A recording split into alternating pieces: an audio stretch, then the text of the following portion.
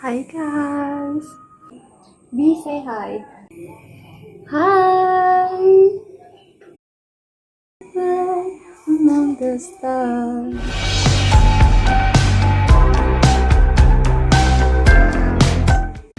Hello, we met again on another video with me for the strategic management assignment with me Fingga and we have our special guest for today. It's my cat. Hello! It's Baby. His name is Baby, and I know it's weird, but don't you think he's just so cute? So on the previous video we already talked about the external environment, and for today's video we are going to talk about the internal organization. So let's just straight to the explanation with Bobby.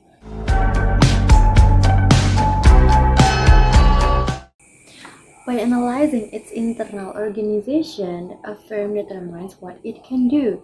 Imagine what a firm can do is like a function of its resources, capabilities, and core competencies in its internal organization. And we then discuss about the roles of resources and capabilities in developing core competencies, which are the sources of the firm's competitive advantage.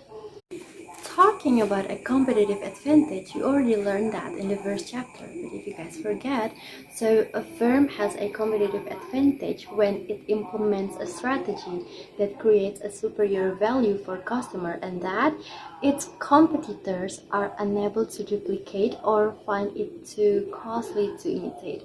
Or you guys might want to say it with unique. Someone is just way too unique to imitate. But no competitive advantage lasts forever. Nothing lasts forever.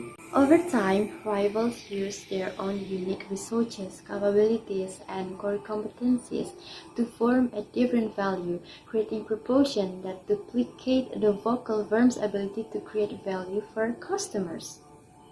Because the competitive advantage are not commonly sustainable, firms must exploit their current advantage while simultaneously using their resources and capabilities to form a new advantage that can lead to a future competitive success. We've been mentioning about resources and capabilities a lot, but what is resources and capabilities? And that is why we are going to learn more about resources and capabilities. Resources! So you guys might heard about that word a lot, right? So resources has two different kind of types. The first one is tangible resources, and the second one we have intangible resources. The first one, we have tangible resources. Tangible resources are assets that can be observed and quantified, such as production equipment, manufacturing facilities, distribution center, or many other things that you guys might be able to touch. Touchable things, and that is tangible resources. The second one, we have intangible resources. So the intangible resources are assets that are rooted deeply in the firm's history, accumulate over time, and relatively difficult for competitors to analyze and imitate. You guys cannot see these things. Unlike tangible resources, which you guys can see it or touch it, but intangible resources, you guys cannot even see it. Because intangible resources are like knowledge, trust between employees, management capabilities, and organizational routines. You guys cannot see those things. You guys feel it. You guys only able to feel it. And that is what makes it different from tangible resources. By themselves, researchers do not allow firms to create value for customers as the foundation for earning above average returns. Indeed, researchers are combined to form capabilities. And as we mentioned before, resources are combined to form capabilities. The firm combines the individual tangible and intangible resources to create capabilities. And in firm, capabilities are used to complete the organizational tasks required to produce, distribute, and service the goods or services provided by the firm for the customer for the purpose of creating the value for them. but only when a capability is valuable, rare, costly to imitate, and non-substitutable, then it is a core competence and source of competitive advantage. So core competence and capabilities is related to each other. Then let's talk about core competence here.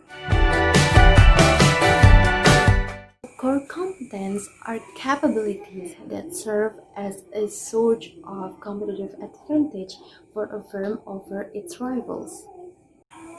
And core competence is a source of competitive advantage only when they allow a firm to create value by exploiting opportunities in its external environment.